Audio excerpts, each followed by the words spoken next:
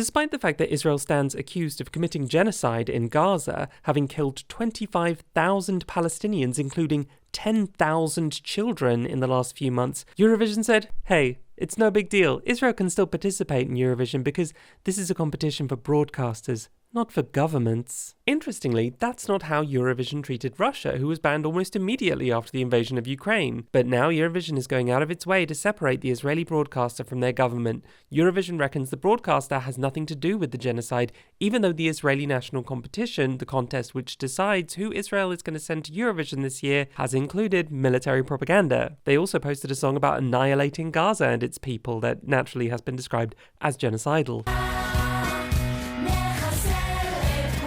Well, gee, that all sounds terrible, but hey, it's not like they're going to bring any of that propaganda to Eurovision, right? Well, when Israel hosted Eurovision in 2019, they erased any mention of Palestinians, made it impossible for Palestinians to attend the competition, scolded Madonna for promoting peace with Palestine, fined a contestant for holding up a Palestinian flag, and showcased illegally occupied Palestinian territories as belonging to Israel. And they weren't even subtle about the fact they were using Eurovision to improve Israel's international image. I know just what you heard, that it's a land of war and occupation. But we have so much more than that. You'll see the prices, you'll say, what? It's all of that we see. And all of the European broadcasters were complicit in this settler colonial propaganda. The BBC, RAI, Ruta Voslo, everyone, and not just in Europe, all over the world, even though the rules state that you cannot instrumentalize or politicize the contest. But Eurovision has always been a great way for countries to brand themselves and gloss over their crimes. Israel, as a settler colonial project, as an apartheid state, needs the moral and material support of the West, and they have to continually lobby for that support. They need countries like the UK to support their violence, and we won't mind sending them more bombs to kill civilians and bury children under the rubble as long as we can see how cute and progressive and fun they are. Even if by some miracle Israel doesn't use Eurovision to explicitly push further propaganda, given the banning of Russia a few years back, Israel's very presence at Eurovision becomes a message to the world that we are totally fine and okay with the murder of 25,000 people and counting. We're not okay with the murder of Ukrainians, of white Europeans, but we are okay with the fact that Israel has made Gaza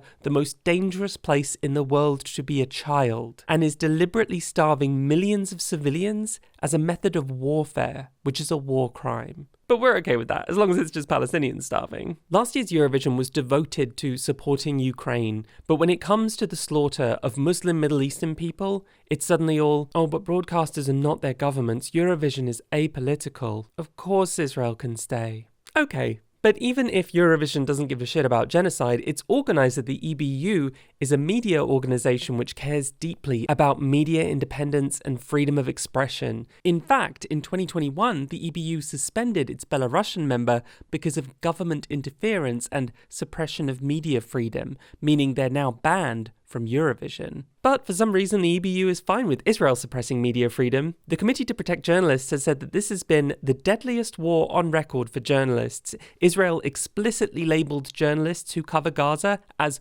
accomplices and said they would hunt them down together with the terrorists. Since October, they've killed at least 83 journalists, though it may be in the hundreds. And this isn't even new. Israel has a history of killing, arresting, harassing, and censoring journalists covering their violence against Palestinians. Even BBC journalists trying to report on Gaza have faced violence. In Tel Aviv, Israeli police forcibly removed 2 BBC Arabic reporters from their vehicle, searched them, and held them at gunpoint before hitting one of them on the neck. Currently, Israel is barring foreign journalists from entering Gaza, making it impossible to provide comprehensive on-the-ground coverage. While occasionally foreign journalists are allowed to enter Gaza, they must be accompanied by the Israeli army. They're not allowed to talk to Palestinians, and they have to submit all materials to the Israeli army for review before publication. What did you see?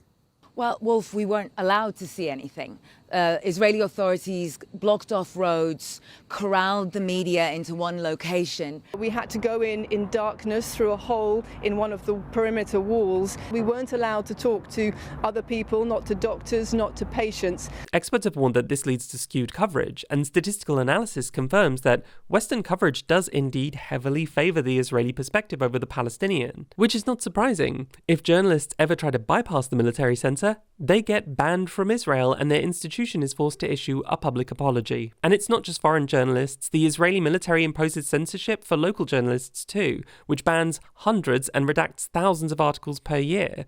Reporters Without Borders says there's a toxic environment for journalism in Israel and that, because of self-censorship, there is little or no coverage of the reality of life in Palestinian territories. So, by the rules and values of the EBU itself, Israel should not be allowed to participate. It's clear the EBU just doesn't give a shit. And in fact, they didn't kick Russia out of Eurovision because they invaded Ukraine. Initially, they had announced that they were going to let Russia stay. And they only changed their tune and kicked Russia out because 10 other member countries complained, and some even threatened to withdraw if Russia was allowed to stay. In the end, the EBU said they had removed Russia so as to not bring Eurovision into disrepute.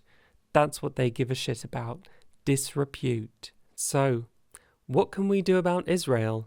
Well, I think the EBU is about to run into some fucking disrepute. This video is not a video essay, it is a call to action.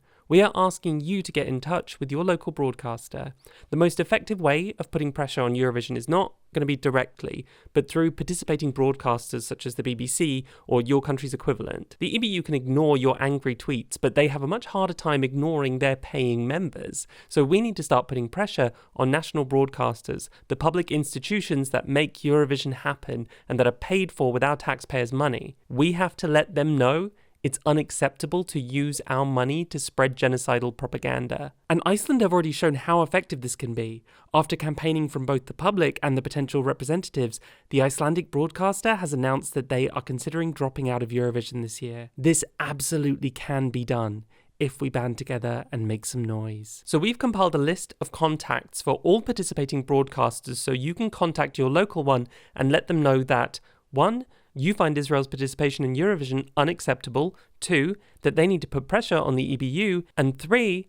They need to withdraw if Israel is allowed to participate. And it's important that everyone from all over the world, not just Swedes, let the Swedish broadcaster SVT know that all their efforts to create a great Eurovision 2024 will be tarnished if Israel is allowed to participate and turn the show into genocide apologism with its very presence. We also need to put pressure on individual contestants. Eurovision gives singers a huge platform and they have a chance to use that platform for good. The same way that the Latvian representatives, Citizani, joined the calls to ban Russia from Eurovision in 2022. Hundreds of musicians, including some past and potential contestants, have already spoken out against Israel's actions and said Israel needs to be banned. This year's participants need to understand that if they put their careers before protesting genocide, their reputation will never recover. So we've also compiled a contact list of all the known 2024 participants. The UK's Ollie Alexander previously already expressed support for Palestine, so maybe he will speak up again if we can convince him we support his views. And finally, there's the sponsors. Eurovision sponsors this year include Moroccan Oil and Baileys. Baileys is an Irish brand, and Ireland is known to be a huge supporter of Palestine. Baileys also prides themselves on being inclusive, fairly made, having a vegan version of their famous drink. I'm sure they would not want that image to be tarnished by